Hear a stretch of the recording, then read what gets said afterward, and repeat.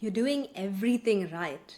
More sleep, gentler weekends, the occasional yoga video when you remember it, and you finally started taking your health and recovery and wellness seriously. You even bought all the supplements, you signed up for that yoga class, you did all of the things.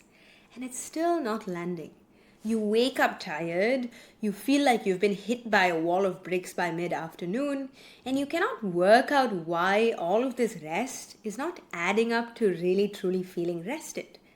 Here's what nobody tells you. None of these people on the YouTube wellness sphere, well-known sphere, are telling you that some of the most common burnout recovery habits, the ones that you've been told are good for you, are amazing for you, are actually quietly keeping your nervous system in this like switched on, braced position all the time. And there's 5 of them, and I care about this so much. This is why I'm making a video. If something pisses you off enough, just be a part of the solution. And number 3, I promise you, that's the one that you're going to want to argue with me about. So stick around till that one. And if you don't argue with me about that one, I promise you, you have already transcended this. You don't need this video. So let's find out what it's actually costing you and what to do instead, starting right now. But before that, I know I haven't even introduced myself. How rude of me. I'm Sushmita, but you can call me Sushi. I trained at KPJ in Mysore. I've been studying for the last 20 years. I started at the age of 8. I've been teaching full time for the last 10 years. And I do all of these sessions with women who are doing all of the right things and still can't work out why this recovery, this wellness, none of it is actually working. It never stuck. They haven't built the habit yet. And the reason, I promise you, it's just mechanical. And once you see it, you cannot unsee it. I want you to picture burnout as this fire that you're trying to let burn down to embers. So imagine you're just doing everything you can to not let it burn down the house. You're just like, let it burn down. And that's exactly what recovery is. It's letting the flame settle. But the trouble is, most of the habits that you've been doing are almost like handing it logs so that it, ends up being more and more alive. You're placing them on the fire and then you're like, why is it not dying down yet? Why don't I feel rested? Why don't I feel recovered? The nervous system doesn't care about habits. It doesn't care about your habit tracker. It doesn't care about your pretty looking like planner. All it cares about is the action I'm doing feeding the fire or killing the fire? So let's find out what these 5 logs are. Number 1 is sleeping in to catch up. Now, it feels like an obvious thing, right? You're super shattered, you've just had a whole week, and you sleep in until 11 a.m. on the weekend, and you call it recovery. But you see, a dysregulated nervous system runs on rhythm to feel safe. And when your wake-up time keeps on shifting, it swings around by like 2-3 hours, the body loses the one steady signal that it was holding on to.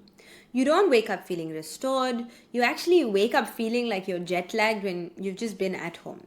And this is why you should have a steady wake up time, even on the weekends. Within like 20-30 minutes of your normal weekday wake up time, you should be awake on the weekends. Rest in other ways. Actually go to a park, like do a yoga nidra, do other things. But the rhythm is what the body needs to settle, to slow down. Number 2, doing a hard workout to just shake it off. Now, you know that flat feeling where you're just like wired and tired at the same time, and you know that if you put yourself through a really brutal session, you'll feel something, you'll burn off the edge, and you'll somehow feel like you've accomplished something. That is the problem.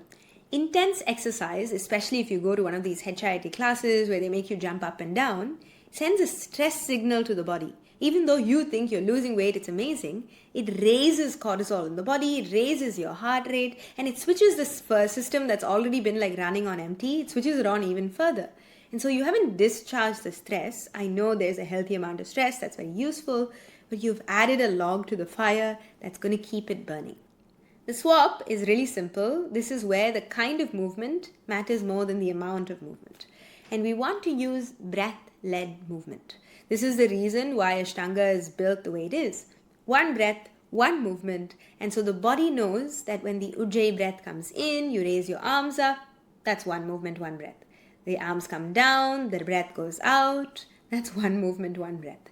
And so if you do a few rounds of Surya Namaskars and your gaze is steady on a single point, it's almost like you're giving the system a place to land without any sense of alarm. You're not avoiding effort. It's actually very hard to do Ashtanga.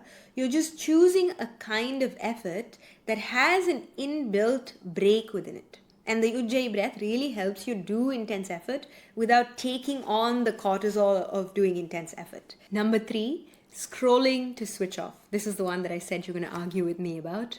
I know it doesn't feel like a stressor. In fact, it feels like the one part of your day that doesn't ask much of you.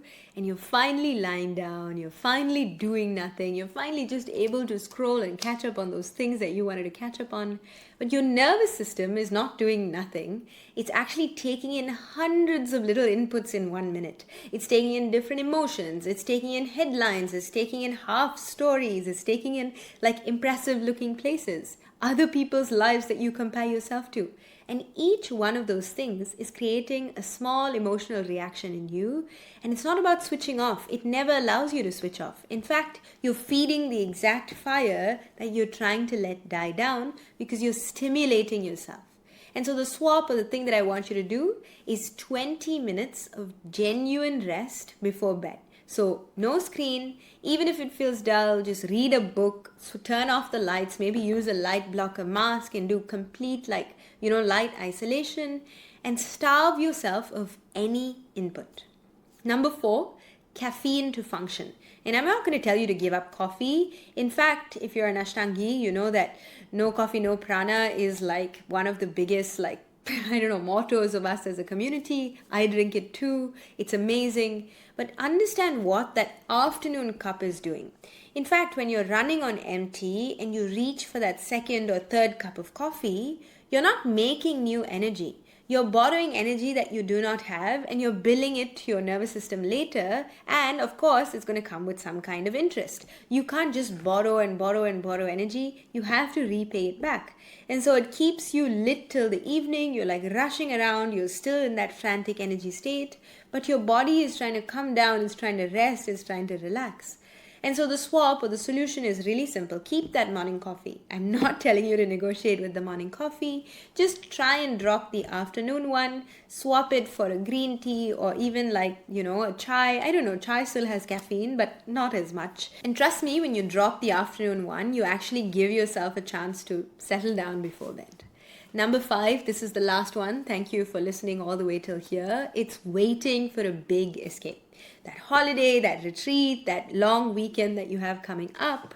And when you look forward to something like that, where you tell yourself, I can rest when something happens. I can rest when, I finish all of my work. The true real test of seeing if you can choose rest as a discipline is when you come home and you feel flat, you've finished. And the simplest way to see this is if you go away, let's say you go away for a week to Namibia, and you come back and within a few days, you step straight back into the fire and you feel burnt out again within a few days. Although that holiday was lovely, was necessary even, it didn't truly change the baseline. And so I want you to feel like rest is a discipline. It's not something that you just choose when, you've done everything else. So the swap, and this is the thing that really moves the needle, is a small daily practice that your system can really truly rely on. And this is a real secret that's hidden within the Ashtanga system. It's that it's not actually about the postures at all. It's that when you do the same sequence every single day in the same order, the sameness, which can seem boring initially, to the nervous system that's been braced for so long for the next surprise that life is about to throw at you, a practice that stays the same is the safest thing in the world. And so take 10 minutes, take 30 minutes and do it every single day, because that predictability is the thing that actually helps you come down, and it's something that will recharge you in a way that 2 weeks away on some island never actually will. So none of these mean that you're failing at recovery, that you're not disciplined enough. They just mean that you've been handed logs and you've been told that they're actually water. I don't know where you're getting your information from, but I'm telling you now, don't think that scrolling or sleeping in or taking a vacation or any of these other things will actually help you recover And the real recovery lies in a daily practice. If you want a recovery protocol that's inbuilt into your day, start Ashtanga. Join my Yoga Mastery program. The link is in the description below. But if you don't even want to join the Yoga Mastery program, you don't even want me to sell you anything, there's a 2-minute quiz that you can take down below. It will actually help you understand what burnout state you're currently in, what your nervous system is going through, and then I give you some emails to tell you what to do every single day. So it's in the comment below. It's also in the description. Go ahead and click that link and try and find out where are you, because that will really help you know what to do next. So if you enjoyed this video, make sure to subscribe to my YouTube channel, share this with a friend. As always, thank you so much for watching till the very end, and I look forward to seeing you in the next one.